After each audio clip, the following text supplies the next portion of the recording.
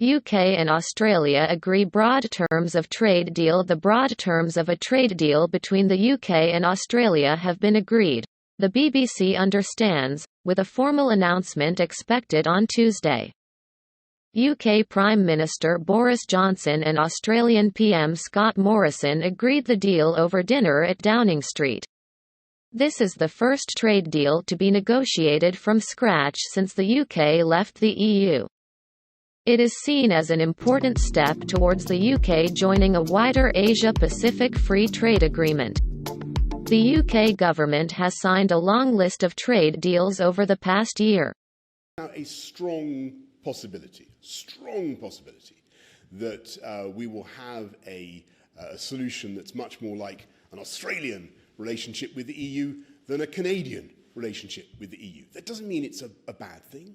There are plenty of ways, as I've said, that we can turn that to the advantage of both sides in the conversation. There are plenty of opportunities for the UK.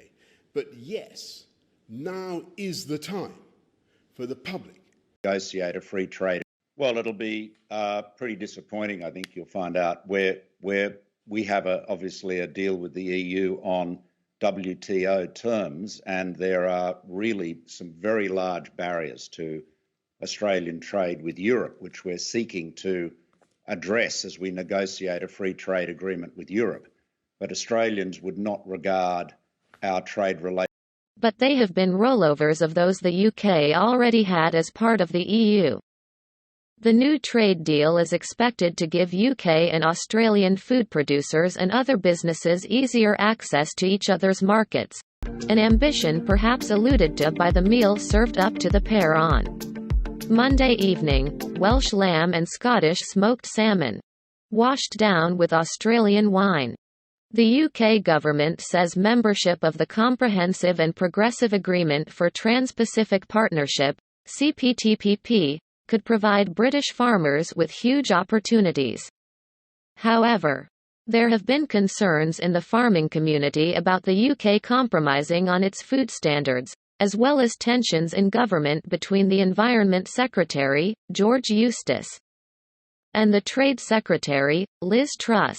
UK farmers also have concerns there will be no meaningful safeguards in place to stop farmers being undercut by cheap imports. Farmers in Australia are allowed to use some hormone growth promoters, pesticides, and feed additives that are banned in the UK. According to the National Farmers Union, NFU, Australian farmers are able to produce beef at a lower cost of production, and could undercut farmers in the UK.